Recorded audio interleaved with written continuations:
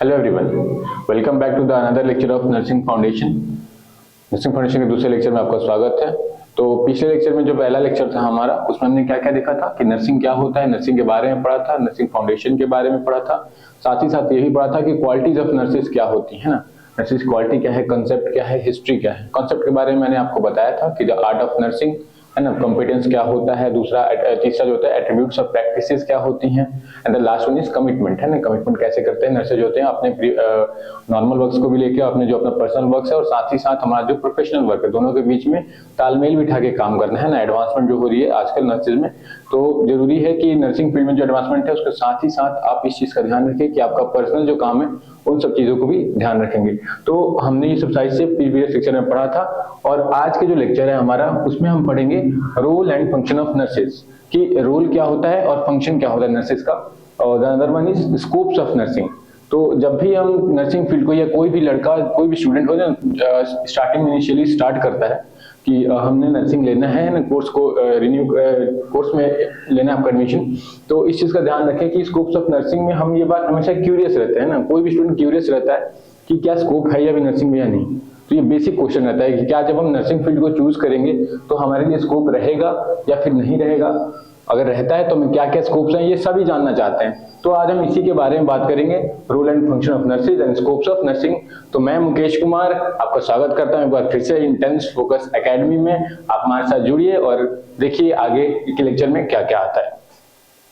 तो चलिए आगे बढ़ते हैं और जानते हैं कि role and function of nurses क्या क्या होता है। ठीक है, तो जो पहला पॉइंट हमारे पास है, जो रोल होता है, जो फंक्शन नर्सेज का, वो केयर गिवर है ना। नर्सेज हमेशा से जो हॉस्पिटल में होता है उसमें जरूरी होता है कि पहला काम होता है केयर गिविंग करना है ना। जरूरत है कि पेशेंट की आप केयर पूरी तरीके से हॉलिस्टिक केयर अप्रोच की, मैंने कल भी बताया था इस बारे में कि आपका जो अप्रोच होना चाहिए वो हॉलिस्टिक रहना चाहिए, क्लाइंट सेंटर्ड रहना चाहिए। तो इस चीज का ध्यान रखिए, जो केयर गिविंग का पहला हमारा फंक्शन होता है रोल का, नर्स का, कि रोल जो होता है कि पहला होता है कि केयर गिविंग करना है ना, पेशेंट का केयर गिविंग करना एक हॉलिस्टिक अप्रोच में, सारे पर्सपेक्टिव को देखते हुए उसको केयर करना बहुत ही जरूरी होता है। तो एक फंक्शन तो ये हो जाता है कि हम केयर गिविंग करते हैं। The second one is communicator.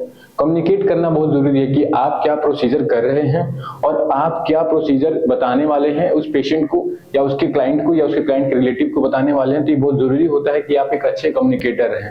मैंने कल भी बताया था कि आपके पास एक अबव एवरेज इंटरपर्सनल स्किल्स होनी चाहिए। अगर आप एक अच्छा नर्स बनना चाहते हैं, कॉम्पिटेंट नर्स बनना चाहते हैं, तो ये बहुत जरूरी होता है कि कॉम्पिटेंट नर्स के लिए कि आपके पास अबव एवरेज जो है हमारा इंटरपर्सनल स्किल होना चाहिए, और साथ ही साथ पेशेंट की नीड्स क्या है, जो हमारे कम्युनिकेटर का रोल होता है कि ये बहुत जरूरी होता है कि पेशेंट की जो नीड्स है, पेशेंट जो डिमांड कर रहा है आपसे, तो आप उसे हेल्थ टीम के अदर मेंबर्स के पास जाके उसे कम्युनिकेट करें कि पेशेंट की ये नीड्स है, पेशेंट को कंफर्ट चाहिए इस चीज से, पार्टिकुलर अगर कोई हमारे क्लिनिकल अप्रोच से या पार्टिकुलर हमारे क्लिनिकल केयर से पेशेंट को आराम मिलता है, तो हमें वो चीजें कम्युनिकेट करनी है बाकी हेल्थ टीम के मेंबर से। तो एक अच्छा कम्युनिकेटर बनने के लिए जरूरी होता है कि आपके पास इंटरपर्सनल एवरेज जो है ना, average interpersonal above average skills होनी चाहिए। तो अब तक हमने देखा कि कम्युनिकेटर जो होता है एज ए रोल नर्स का रहता है। The next one is teacher. तो टीचिंग का क्या रोल होता है, या फिर कैसे हमें क्लाइंट को या फिर किसी पेशेंट को एज ए टीचर जो है नर्स हेल्प करती है। तो जो हमारा जो क्लाइंट रहता है, हमारा जो पेशेंट रहता है, हम उसे समझाते हैं कि उसकी लर्निंग नीड्स क्या होनी चाहिए, लर्निंग क्या क्या सीखना चाहिए, क्या क्या हाइजीन मेंटेन करना चाहिए, क्या नहीं मेंटेन करना चाहिए, है ना। तो वो उस चीज को ध्यान में रखते हुए जो नर्स होती है as a role of teacher हमेशा आगे रहता है कि हमेशा एक चीज उसे सिखाना है कि आपको वो चीजें नहीं करनी है जो आपके हेल्थ के लिए सही नहीं है। तो जो थर्ड रोल वाज कि टीचर का क्या रोल है।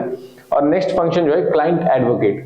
हम अपने क्लाइंट को हमेशा याद रखिएगा कि जो नर्सेज होती हैं एज ए नर्स, आपको अपने क्लाइंट को प्रोटेक्ट करना है, उसके राइट्स को प्रोटेक्ट करना है। कभी भी क्लाइंट को ऐसा महसूस ना हो कि आप एज ए नर्स उसके राइट्स को प्रोटेक्ट नहीं कर रहे हैं, आप एज ए नर्स उसको प्रोटेक्शन नहीं दे पा रहे हैं जो उसकी नीड्स हैं, जो उसकी डिमांड्स हैं। ठीक है, तो हमेशा इस चीज का ध्यान रखेंगे कि एज ए नर्स आप क्लाइंट या अपने पेशेंट को एडवोकेट करेंगे, उसके राइट्स को बताएंगे, उसको क्या करना है, उसकी नीड्स क्या है, उसके बारे में ध्यान रखेंगे और उसको फर्दर कम्युनिकेट करेंगे टू द हेल्थ टीम। तो अगला जो फंक्शन है जो हमारे नर्सेज का, वो आता है काउंसलर का।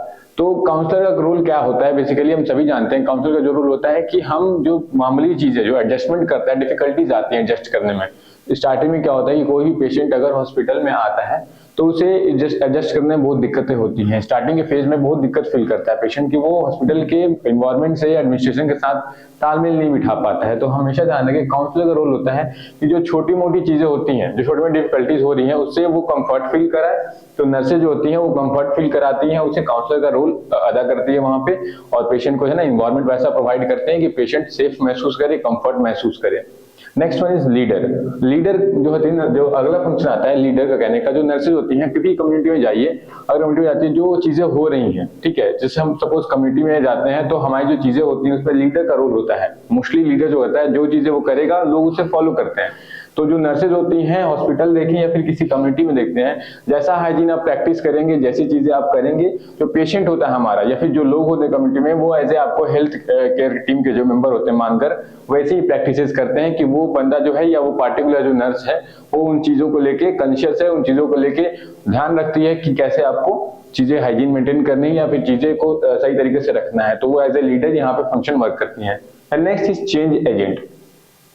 ये जो पॉइंट है चेंज एजेंट का, तो हमारा जो फंक्शन होता है चेंज एजेंट की तरह वर्क करना होता है। नर्सिंग का जो फंक्शन होता है चेंज एजेंट की तरह। चेंज एजेंट का मतलब क्या होता है समझेंगे कि जो चेंज एजेंट होता है वो बेसिकली इस चीज का ध्यान रखता है कि अगर कोई पेशेंट आता है और हम कोई क्लिनिकल केयर प्रोसीजर कर रहे हैं उस पर, और अगर वो नहीं उस प्रोसीजर में सही बैठ पा रहा है या वो प्रोसीजर उस पर नहीं हो पा रहा है या फिर हमें उस पार्टिकुलर प्रोसीजर में रिकवरी नहीं दिख पा रही है, तो हम हमेशा ध्यान रखेंगे जो एज ए नर्स कि अगर हमें किसी पार्टिकुलर प्रोसीजर में, पार्टिकुलर किसी अगर एक्शन में फर्दर हमें कोई अगर नहीं चेंज नजर आ रहा है तो हम वहां पे वो चीजों को मॉडिफाई करेंगे। अपने क्लिनिकल केयर को क्या करते हैं, मॉडिफाई करते हैं, अलग तरीके से करते हैं। सपोज जैसे कि हम कैनुलेशन लगाते हैं तो हमेशा ध्यान रखते हैं कि जब हमारी जो वेन हो, सबकी वाइटल वेन हो या फिर हमारी रेडियल वेन हो, जहां भी हम लगाते हैं तो हमें अगर कंफर्ट फील नहीं होता या पेशेंट यहाँ पे कोलैबोरेट नहीं कर पाता है तो हम क्या करते हैं, मॉडिफाई करते हैं, हम जगह चेंज करते हैं ना, हम जगह चेंज करते हैं और पार्टिकुलर दूसरे हैंड को यूज करते हैं ताकि उसे कैनुलेशन हो सके और फर्दर मेडिकेशन चल सके। तो हमेशा ध्यान रखें कि जो नर्स होती है एज ए चेंज एजेंट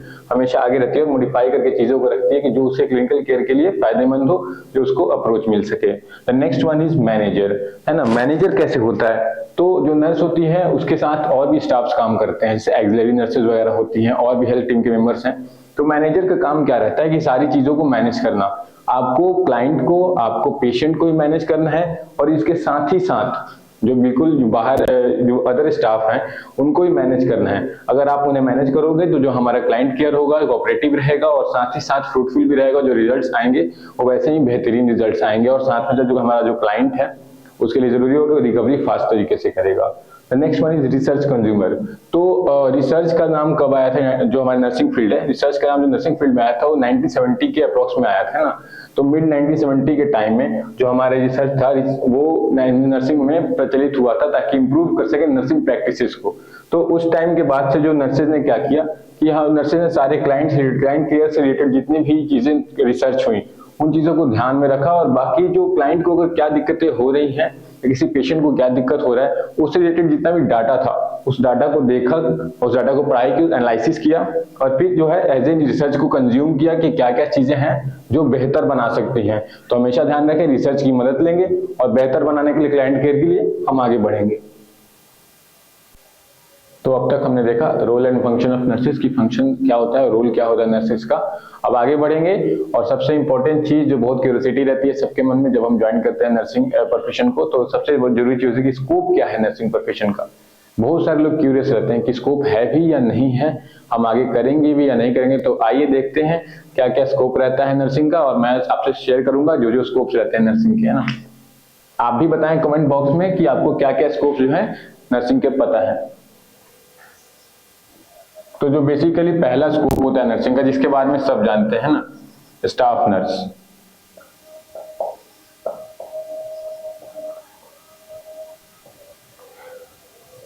जितने भी स्टेट्स में हॉस्पिटल होते हैं, गवर्नमेंट हॉस्पिटल होती हैं या फिर प्राइवेट हॉस्पिटल है, वहां पे एक बेसिकली एक जो हमारा जो ओहदा होता है बेसिकली स्टाफ नर्स का होता है। जो हमारा जो पद रहते हैं वो स्टाफ नर्स के होते हैं। वहाँ हर किसी हॉस्पिटल में जरूरी होता है कि स्टाफ नर्स रहे जो चीजों को हैंडल कर सके और साथ साथ हॉस्पिटल का जो मैनेजमेंट है वो सही तरीके से चल सके। तो एक जो हमारा पद होता है वो स्टाफ नर्स का होता है।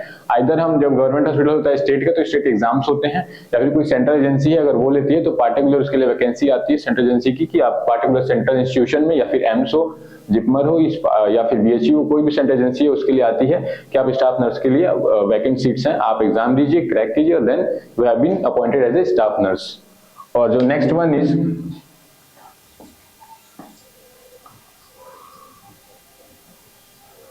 Ward in charge.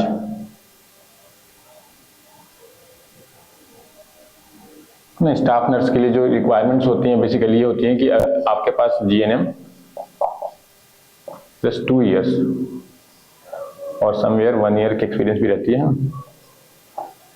2 years 1 years experience. अगर आप बीएससी नर्सिंग कर रहे हो तो after completion of degree you will able to fulfil the criteria, है ना। तो एक ये हो जाता है स्टाफ नर्स के लिए। Second one is ward in charge. Ward in charge तब बनते हैं जब आप कंटिन्यूअस स्टाफ नर्स में ना सर्विसिंग कर रहे हो, है ना, सर्विस कर रहे हो, स्टाफ नर्स में आप सर्विसेज दे रहे हो, then further you will be promoted to ward incharge. किसी पार्टिकुलर वार्ड के इंचार्ज आपको अपॉइंट किया जाता है, आप चीजें मैनेज करते हो। पार्टिकुलर वार्ड जैसे कि सपोज एनआईसीयू होता है ना, इमरजेंसी वार्ड हो गया, just like that medicine, surgery, तो जितने भी वार्ड्स होते हैं पार्टिकुलर अलग अलग वार्ड्स होते हैं हॉस्पिटल में, इसके बारे में सब जानते हैं। तो आपको उस वार्ड का इंचार्ज बनाया जाता है ताकि आप जो चीजें हैं, जो मैनेजमेंट है उस पार्टिकुलर वार्ड का आप हैंडल करो, आप सारी चीजों को सुचारू रूप से चलो। नेक्स्ट वन जो देखेंगे आगे, मैं इसे मिटा रहा हूं, लिखना चाहे तो लिख सकते हैं।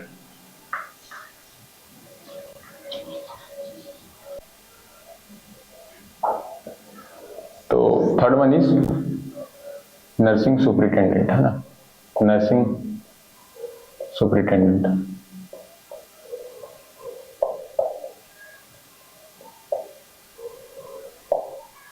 नर्सिंग सुपरिटेंडेंट जो पद होता है, फिर जो हमारे पास अलॉटेड होता है कि नर्सिंग पार्टिकुलर हॉस्पिटल में नर्सिंग सुपरिटेंडेंट रहते हैं, तो ये जो पद होता है कहीं कहीं इसे ना फिलहाल तो नहीं फिलअप कर जाता है, तो कहीं किसी किसी स्टेट में, जस्ट लाइक बिहार, हम बिहार की बात करें तो वहां मैट्रॉन, है ना, मैट्रॉन और either assistant matron, assistant matron,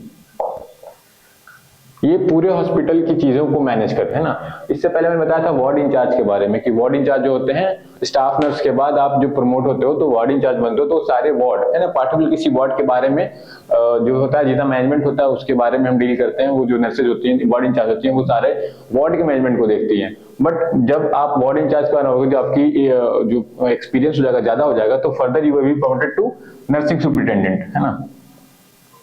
nursing superintendent कब होता है? वार्ड इंचार्ज के बाद, जब आप होते हो वार्ड इंचार्ज, ठीक है, प्रमोटेड हो गए आप इसके बाद।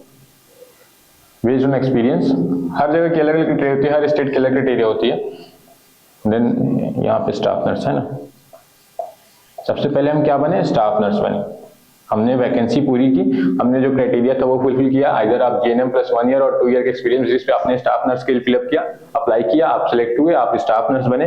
Then you will be after gaining some experience 5 years 10 years, है ना, या 20 इयर्स का कोई नर्सिंग प्रोफेशन होता है, काफी लंबा चलता है हमारा, तो जितनी प्रैक्टिस आपकी रहेगी, जितना एक्सपीरियंस रहेगा, आप उतने ही बढ़िया हो, है ना। मेडिसिन और सर्जरी ये सब चीजें ऐसी हैं, या फिर कोई पार्टिकुलर हमारा जो मेडिसिन जो प्रोफेशन है वो ऐसा प्रोफेशन है कि जब भी आप जितने एक्सपीरियंस रहोगे, the more you are experienced, the more you are eligible to gain the momentum, है ना, again the clinical practice।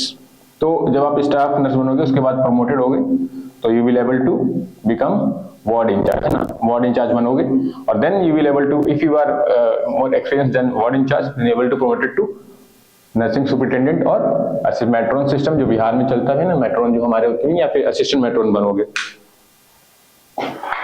तो तीसरा पॉइंट में बताया था नर्सिंग सुपरिटेंडेंट और असिस्टेंट मैट्रॉन के बारे में। अब बात करते हैं अगला, नेक्स्ट वन इज, जो आज के डेट में ना बहुत पॉपुलर है, नर्सिंग ऑफिसर्स। ये सेम क्राइटेरिया होता है बेसिकली, बीएससी करने के बाद आपको नर्सिंग ऑफिसर्स की जॉब मिलती है, या जीएनएम के पास 2 ईयर एक्सपीरियंस अगर आपके पास होता है, जीएनएम प्लस 2 ईयर एक्सपीरियंस, और इधर आप पोस्ट बेसिक करके, है ना, पोस्ट बेसिक बीएससी नर्सिंग करने के बाद प्लस 1 ईयर एक्सपीरियंस रहता है, तो आप एलिजिबल होते हो। बीएससी नर्सिंग करने के बाद सीधे आप एलिजिबल हो जाते हैं। तो नर्सिंग ऑफिसर्स बेसिकली हमारी जो वैकेंसीज आती हैं वो आती हैं एम्स की तरफ से, all India institute of medical sciences, then ESIC है ना, यूपीएससी कंडक्ट कराती है ESIC को, एग्जाम्स को भी हाल में फॉर्म फिलअप आया भी अगर आपने देखा होगा तो ESIC। देन RRB में नर्सिंग अफसर तो नहीं, लेकिन as just like that nursing अफसर नर्सिंग स्टाफ नर्स या फिर सीनियर नर्सिंग सुपरिटेंडेंट या नर्सिंग सुपरिटेंडेंट के फॉर्म फिलअप्स आते हैं तो उस चीज का होता है, नर्सिंग अफसर्स की डिमांड रहती है। देन मूविंग फॉरवर्ड, अब जो हमारा नेक्स्ट स्कोप रहता है नर्सिंग का, इस बारे में आगे देखते हैं।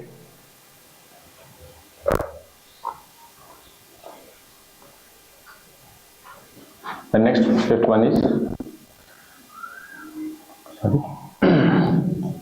टीचर्स, है ना। आप जब बीएससी कंप्लीट कर लेते हो तो इधर आप मूविंग फॉरवर्ड जब आगे जाते हो तो एमएससी करनी सोचते हैं ना, कोई लोग पीएचडी भी करते हैं, हम जब आगे पढ़ते हैं तो एमएससी करते हैं, देन पीएचडी करते हैं। तो एमएससी के बाद भी आप टीचर के लिए अप्लाई होते हो ना, असिस्टेंट प्रोफेसर हो तो या फिर एसोसिएट प्रोफेसर हो जाते हो जब एक्सपीरियंस गेन करते हो तो फर्दर टीचर की जो होती है वो बीएससी नर्सिंग ट्यूटर से शुरू होती है ना। बीएससी नर्सिंग जब क्वालिफाई कर जाता हो या जेएनएम प्लस 2 एक एक्सपीरियंस रहता है तो आप JNM college, JNM training schools में, है ना, जेएनएम ट्रेनिंग स्कूल्स में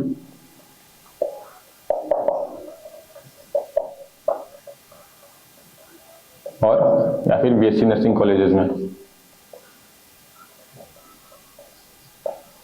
as a tutor, as a tutor आप सबसे पहले अपॉइंटेड होते हो। तो अपॉइंट होने के बाद ट्यूटर के बाद आप फर्दर प्रमोटेड होते जाते हो, जितना एक्सपीरियंस गेन करते हो तो आगे जाता है। नेक्स्ट वन इज, अब टीचर के बाद देखेंगे नर्सिंग ट्यूटर के बाद, ये बहुत ही डिमांडिंग अभी आता है ना कि टीचर जो है बहुत ही डिमांडिंग पोस्ट जाती है, तो हमारे साथ वैकेंसी भी आती रहती है किस चीज के लिए, नर्सिंग ट्यूटर की मुझे जरूरत है पार्टिकुलर कॉलेज में। और the next one is CHOs, है ना, CHOs की भी बहुत डिमांड चल रही है और इनका नाम भी है, अगर कोई भी गवर्नमेंट हो, CHOs जो यूनियन गवर्नमेंट हमारी फिलहाल में सेंट्रल गवर्नमेंट है तो इनकी डिमांड बढ़ गई है, फिलहाल में वैकेंसीज बहुत आ रही हैं। जो कहते हैं कम्युनिटी हेल्थ अफसर्स, कम्युनिटी, तो एक इसको जो हमारा नर्सिंग रहता है ये भी है community health officer. Basically community के बेसिस, कम्युनिटी लेवल पे होता है हमारा, जो ब्लॉक लेवल होता है, हर ब्लॉक लेवल पे आपको CHOs मिल जाएंगे ताकि जो कम्युनिटी में दिक्कतें आ रही है, ठीक है, कम्युनिटी में जो हेल्थ प्रॉब्लम्स आ रही है, हेल्थ की जो इश्यूज आ रहे हैं, जस्ट लाइक हाइजीन मेंटेन नहीं हो पा रहा है उसके लिए, तो कम्युनिटी हेल्थ ऑफिसर जो होते हैं वही सारी चीजों को देखते हैं, कम्युनिटी में क्या क्या नीड्स हैं, क्या क्या हेल्थ की नीड्स चल रही हैं, या फिर सपोज जो CHOs होते हैं वगैरह इनके साथ मिलके काम करते हैं। नेक्स्ट वन PHN और कम्युनिटी हेल्थ नर्सेस, है ना, CHN, दो चीज, कम्युनिटी हेल्थ नर्सेस या फिर पब्लिक हेल्थ नर्सेस। तो CHOs होते हैं वो इनके साथ कोलैबोरेट करते हैं और फर्दर जानने की कोशिश करते हैं कि जो कम्युनिटी में जो चीजें हैं, जो हेल्थ सिस्टम है, हेल्थ केयर सिस्टम है, क्या वो ठीक से सुचारू रूप से चल पा रहा है या फिर नहीं चल पा रहा है, क्या चीजें जरूरी है, क्या चीजें नीडेड है, तो वो इनके साथ मिलकर करते हैं। जो CHN नर्सेस होती हैं, कम्युनिटी हेल्थ नर्सेस होती हैं, वो बेसिकली जो है रिप्रोडक्टिव हेल्थ जो केयर होता है हमारा या रिप्रोडक्टिव हेल्थ मैनेजमेंट होता है उसके बारे में जानते हैं, जैसे आशा वर्कर के साथ ये वर्क करती हैं और जो भी जो पेशेंट रहते हैं, जो महिलाएं होती हैं, जो मदर्स होती हैं, जो प्रेग्नेंट होती हैं, उनके बारे में सारा डाटा कलेक्ट करती हैं, उनको क्या न्यूट्रिशन मिल पा रहा है या फिर नहीं मिल पा रहा है, जो बच्चा है क्या वो अंडर न्यूट्रिशन है या फिर एबव न्यूट्रिशन है, जो बच्चे को कोई दिक्कत तो नहीं है पार्टिकुलर, उसे वैक्सीन लगी या नहीं लगी, जन्म के बाद क्या क्या वैक्सीन की नीड है, तो वो सारी चीजें CHN जो होती हैं, हमारे कम्युनिटी हेल्थ नर्सेस होती हैं, वो CHOs के साथ मिलकर कोलैबोरेट करके वो सारा काम होता है वहां पे, हर ब्लॉक लेवल पे लगभग ये चीजें होती हैं। तो मैंने आपको बताया एक नर्सिंग ट्यूटर की जॉब आती है स्कोप्स में 616 CHOs की आती है, देन PHN, है ना, पब्लिक हेल्थ नर्सेस और कम्युनिटी हेल्थ नर्सेस। अब आगे बढ़ते हैं।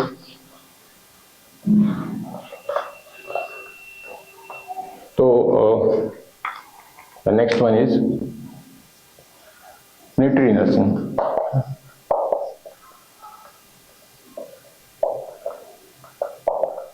मिलिट्री नर्सिंग में ही आता है ना पैरामेडिकल्स, सॉरी पैरामिलिट्री की, सॉरी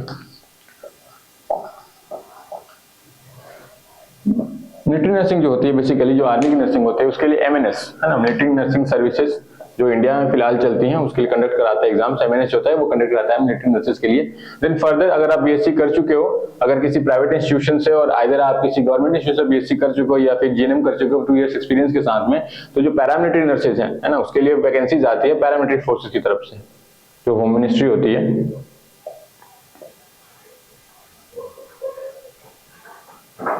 होम मिनिस्ट्री जो होता है वो वैकेंसीज निकालती है पैरामिलिट्री नर्सेस के लिए। द नेक्स्ट वन इज, जब आगे बढ़ेंगे तो एक और बात करेंगे एब्रोड, है ना, abroad nursing services, abroad nursing services, last one कि अब्रॉड नर्सिंग सर्विसेज में क्या क्या होता है।